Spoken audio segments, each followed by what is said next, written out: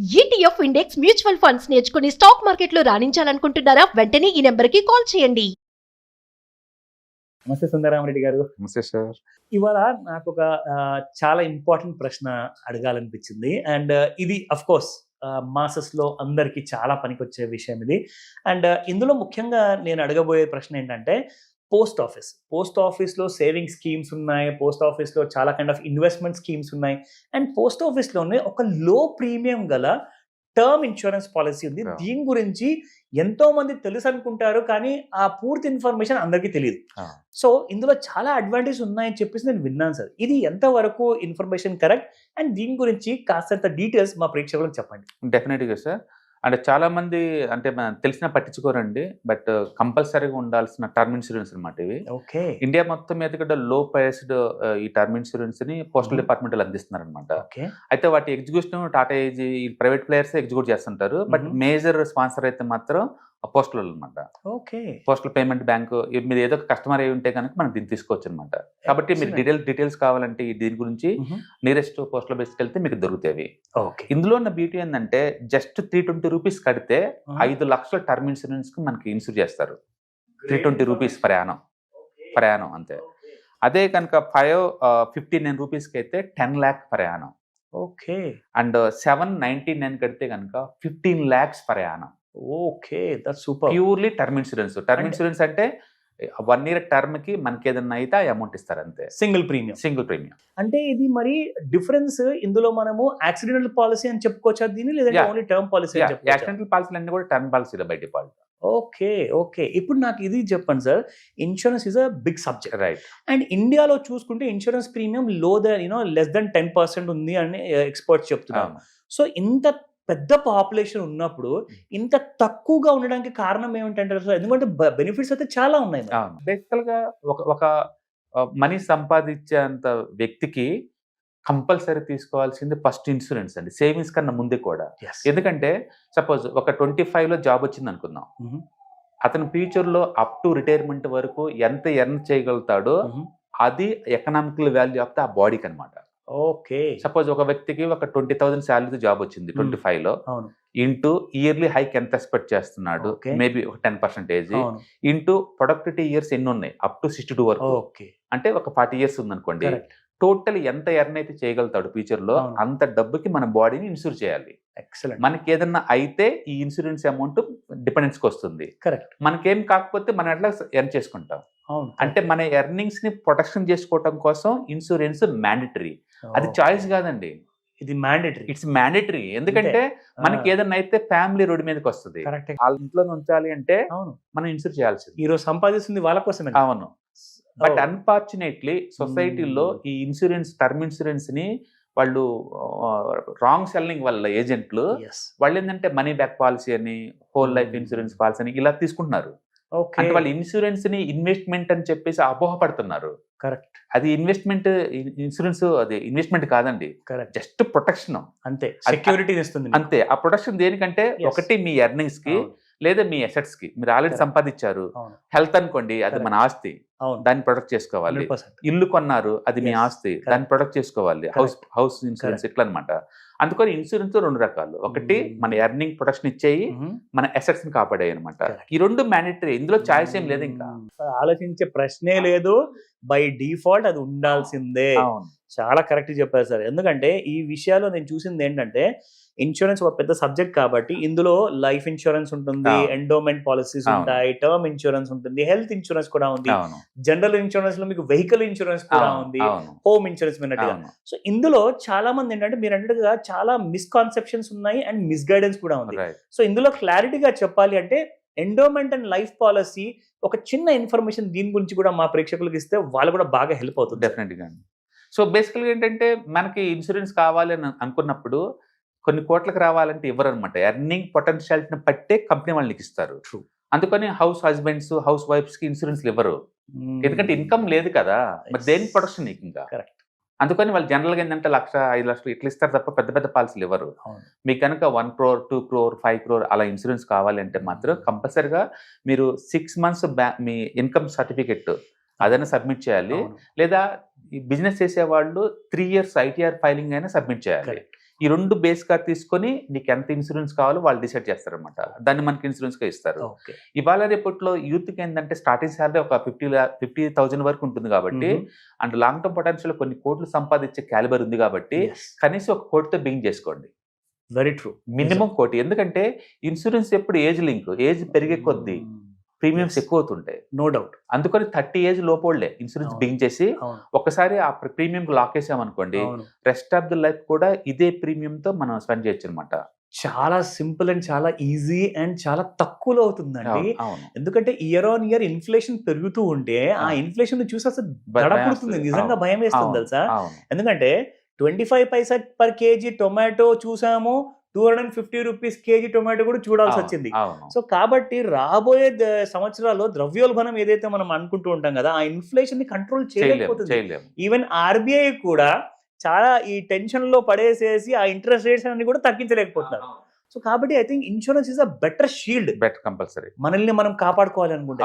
So ఇందులో మీరు అన్నట్టుగా term policy, accidental insurance policy మాత్రం one of the best kind of an instrument. Compulsory. So దీనికి ముఖ్యంగా పోస్టల్ ఇన్సూరెన్స్ ఎలా ఉంటుంది, మీరు దాని గురించి కాస్త ప్రీమియం ఐడియాస్ ఇచ్చారు. సో దీనికి మనము ఏజ్ ఏమైనా కైండ్ ఆఫ్ కండిషన్స్ ఉంటాయండి? ఏజ్ 18 ఏజ్ కంప్లీట్ అవ్వాలండి. అప్పటి నుంచి అప్ టు 65 వరకు ఎవరైనా తీసుకోవచ్చు ఈ పాలసీలని. అంటే ఎవరైతే బ్రెడ్ ఎర్నర్ ఉంటారో, ఇంట్లో సంపాదించే వాళ్ళు, వీటికైతే సంపాదన కూడా అడగరు యాక్చువల్ గా. ఎందుకంటే పోస్టల్ ఇన్సూరెన్స్ కాబట్టి అడగరు.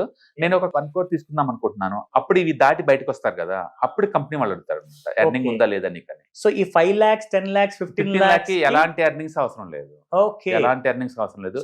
పర్టికులర్ గా ఇది ఎవరికి యూజ్ అవుతుందంటే రోడ్డు మీద జర్నీలు ఎక్కువ ఉంటాయి చూసారా, ఆ టైప్ నేచర్ అనమాట. అంటే డెలివరీ బాయ్స్, ఓలా, ఉబర్ ఇలా ఆటోస్ రన్ చేసేవాళ్ళు, డ్రైవర్ పోస్ట్ చేసేవాళ్ళు, అలాంటి వాళ్ళందరూ మ్యాండేటరీగా ఇలాంటి తీసుకోవటం వల్ల ఏంటంటే ఎప్పుడు లక్ అని కాదు, ఒక గ్యారెంటీ అనమాట. ఫ్యామిలీకి ఒక భరోసా అనమాట. అది జరగకూడదని కోరుకోవాలి ఎవరైనా, బట్ ఫ్యామిలీకి ఏదైనా భరోసా లాగా ఉండాలంటే ఇలాంటి పాలసీలు బాగా యూజ్ అవుతాయి.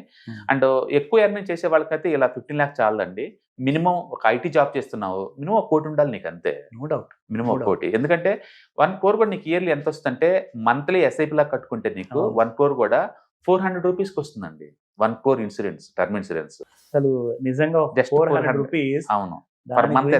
ఆలోచించాల్సిన అవసరం కూడా లేదు. ఐ థింక్ ఈ రోజు ఈ వీడియో చూసిన ప్రతి ఒక్కరితో, అది ఇంట్లో ఉన్న ఆడవాళ్ళు కానివ్వండి ఆర్ మగవాళ్ళు కానివ్వండి, చూసిన వాళ్ళు మాత్రం సుందరరామరెడ్డి గారు చెప్పినట్టుగా ఈ విషయాన్ని ఆప్షన్ గా తీసుకోకండి. మ్యాండేటరీ అంటే ఏంటంటే ఇది తప్పనిసరిగా మీరు తీసుకోవాల్సిందే.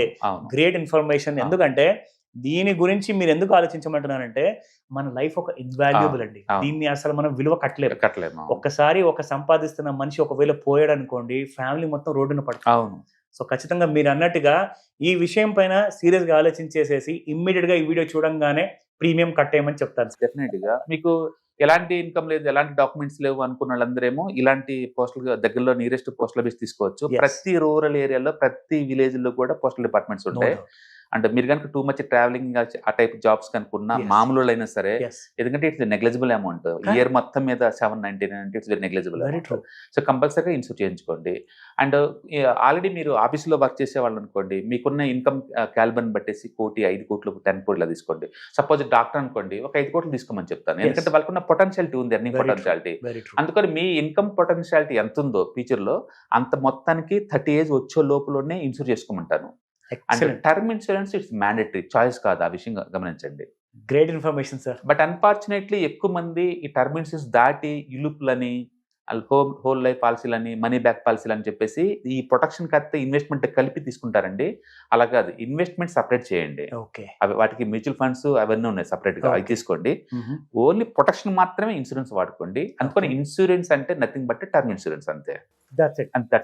నథింగ్ ఎల్స్, నథింగ్, ఏం అవసరం లేదు. మీరు చెప్పినట్టుగా ఇన్ఫాక్ట్ ముఖ్యంగా మనం చెప్పాలి అనుకుంటే సార్, ఇప్పుడు మనం మాట్లాడదాము మన వెబినార్ గురించి. చాలా ఇంపార్టెంట్ విషయం ఏంటంటే, ఈ 28th of December, 29th and 30th రోజున ఈ 3 రోజుల పాటు ఒక ఎక్స్క్లూజివ్ వెబినార్ మీరు ఆర్గనైజ్ చేస్తున్నారు for the mutual fund, ETF and different kind of index funds కోసము. ఈ ఇన్స్ట్రుమెంట్స్ అన్నిటికీ కూడా ఇది నిజంగా చెప్పాలి అంటే ఒక Yeah. పెద్ద జార్గన్ అండి, Yeah. ఒక లేమ్యాన్ కోసం. రైట్. కానీ చదువు ఉన్న వాళ్ళు కానివ్వండి, చదువు లేని వాళ్ళు కానివ్వండి, దీన్ని ఎలా అడ్వాంటేజ్ తీసుకోవచ్చు ఒకసారి చెప్తారా? డెఫినెట్ గా అండి, ఎందుకంటే బయట మామూలుగా మనం చూసాం అనుకోండి, ఒక వ్యక్తి తన సంపాదనలో ఎంతో కొంత కొంచెం దాచి పక్కన పెట్టుకోవాలి, మిగిలించి పక్కన పెట్టుకోవాలి. Correct. ఈ డబ్బుని ఏం చేస్తే గ్రో అవుద్దో తెలిసి ఉండాలి ఏదో ఒకటి.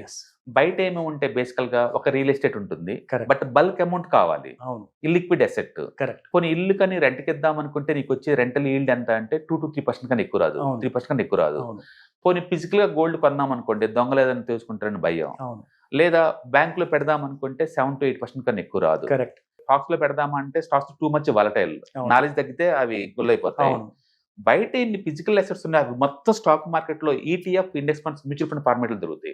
ఓకే. మీకు గోల్డ్ పెడదాం అనుకుంటున్నా ఫిజికల్ గా, yes, గోల్డ్ ETFs ఉంటాయి, గోల్డ్ మ్యూచువల్ ఫండ్స్ ఉంటాయి. కరెక్టే కదా. అవును, బ్యాంక్ లో పెడదాం అనుకున్నారా, డెట్ Yes. మ్యూచువల్ ఫండ్స్ ఉంటాయి, డెట్ Correct. ఇండెక్స్ ఫండ్స్ ఉంటాయి. కరెక్ట్. అండ్ లిక్విడిటీ చాలా హై ఉంటుంది. చాలా ఎప్పటికంటే ఇప్పుడు అమ్మేసుకోవచ్చు స్పాట్ లో.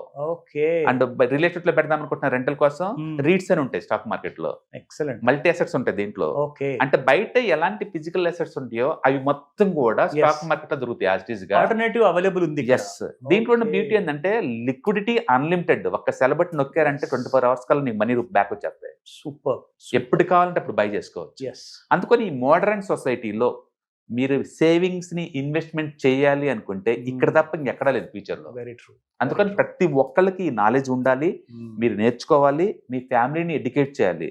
స్టాక్ మార్కెట్స్ అంటే not only just for speculation. Correct. Morning కొని ఈవినింగ్ అమ్మటం కాదు, లేదా ఆఫ్టర్నూన్ ట్రేడింగ్ కాదు, అంతకు మించి.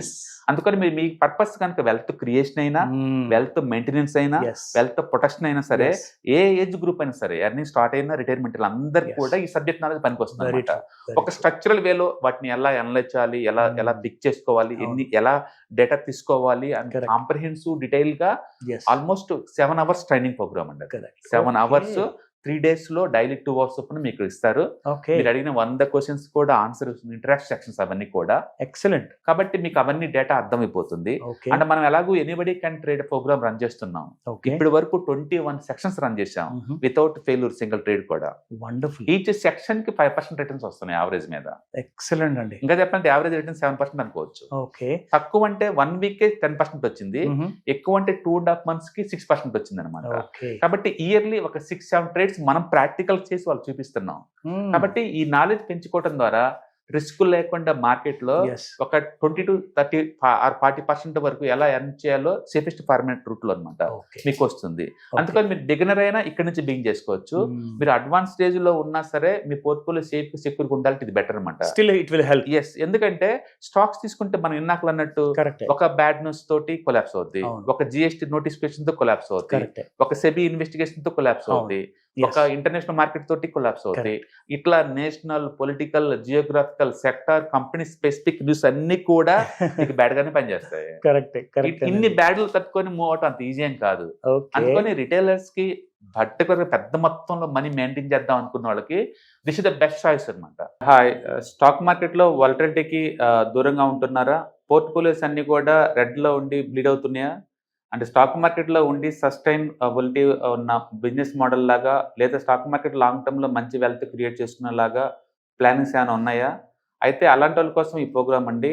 ETFs, index funds and mutual funds. మా స్టాక్ మార్కెట్ లో ఉండి కూడా సెక్యూర్ వేలో మనీ మేక్ చేసుకునే పద్ధతి ఏదైనా ఉందంటే రిటైలర్స్ కి ఈ 3 అనమాట. దీంట్లో కాంప్రహెన్సివ్ గా మీకు ట్రైనింగ్ అండ్ గైడెన్స్ దొరుకుతుంది. అండ్ వీకెండ్స్ లో జరిగే ఈ ప్రోగ్రామ్ లో అటెండ్ అవడం ద్వారా ETFs, index funds and mutual funds లో మీ నాలెడ్జ్ పెంచుకోండి. మీ పోర్ట్ఫోలియో మీరే మెయింటైన్ చేయడం ద్వారా ఇయర్లీ యావరేజ్ మీద 20 to 30% మనీ మేక్ చేసుకోండి. All the best. Thank you.